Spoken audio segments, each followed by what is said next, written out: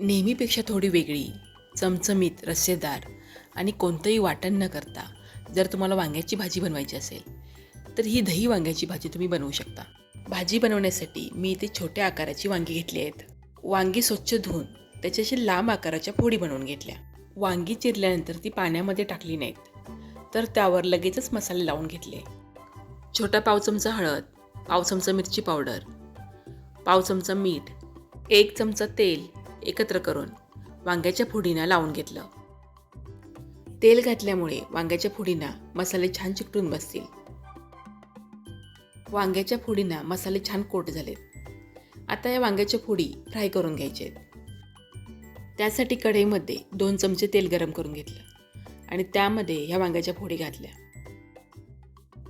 आता ह्या वांग्याच्या फोडी तेलामध्ये 1 ते 2 मिनिटांसाठी छान परतून घेतल्या. हे वांग पाणी न घालता तेलावरच असं छान मऊसूत शिजवून घ्यायचं आहे. त्यासाठी गॅस मंद केला आणि कढईवर झाकण ठेवलं. कमीत कमी 5 ते 6 मिनटं हे वांग शिजण्यासाठी लागतात. पण प्रत्येक वेळी 2 ते 3 मिनिटांनंतर झाकण काढून वांग एकदा तळापासून हलवून घेतलं आणि पुन्हा झाकण ठेवून दिलं. वांग्याच्या फोडी एकदम मऊ अशा शिजल्या पाहिजेत, म्हणजे खाताना त्या सहज तुटतील इतपत त्या शिजल्या पाहिजेत. आता वांग्याच्या फोडी छान शिजलेत, एकदम मऊ झाल्या आहेत. आता गॅस बंद केला आणि वांग कढईमधून काढून घेतलं. आता त्याच कढईमध्ये फोडणीसाठी तेल घेतलं. तेल गरम झाल्यावर त्यामध्ये छोटा 1 चमचा जिरं, छोटा पाव चमचा हिंग, 7 ते 8 कढीपत्त्याची पानं आणि 1 मोठ्या आकाराचा कांदा बारीक चिरून घातला. कांद्याचा थोडासा रंग बदलेपर्यंत, तो थोडासा मऊ होईपर्यंत परतून घेतला. तर यामध्ये अर्धा चमचा आलं लसूण पेस्ट घातली.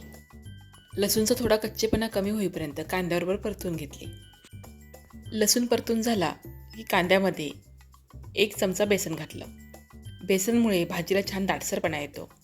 बेसन घातल्यानंतर ते पुन्हा 1 ते 2 मिनिटांसाठी छान कांद्याबरोबर भाजून घ्यायचं आहे. इथे तुम्ही बघू शकताय, मी फोडणीसाठी खूपच कमी प्रमाणात तेल घेतलं आहे, कारण आपण सुरुवातीला वांग्याच्या फोडींनाही तेल लावून घेतलं होतं आणि वांगी आपण तेलामध्येच परतून घेतलेले आहेत. त्यामुळे फोडणीसाठी खूप कमी तेल घेतलं आहे. आता यामध्ये पाव चमचा हळद, 1 चमचा धना पावडर, अर्धा चमचा जिरा पावडर आणि अर्धा चमचा मिरची पावडर घातली. मसाले चांगले कांद्यामध्ये परतून घेतले आणि त्यामध्ये पाव वाटी पाणी घातलं. पाणी घातल्यामुळे मसाले करपणार नाहीत, कारण फोडणीमध्ये तेल कमी असल्यामुळे मसाले करपू शकतात. आता यामध्ये सगळ्यात महत्त्वाचा पदार्थ घालायचा आहे, ते म्हणजे दही. इथे मी अर्धी वाटी ताजं फेटलेले दही घेतलं आहे. दह्यामधलं पाणी काढून मग दही इथे वापरायचं आहे. मी इथे 4 वांगी घेतली होती, त्यासाठी अर्धी वाटी पाणी काढलेलं दही घेतलं आहे. तुम्हाला जर जास्त प्रमाणात ग्रेव्ही हवी असेल तर दह्याचं प्रमाण वाढवू शकता. दही मसाल्यामध्ये घातल्यानंतर दही पटपट असं हलवून घ्यायचं, म्हणजे ते फाटणार नाही.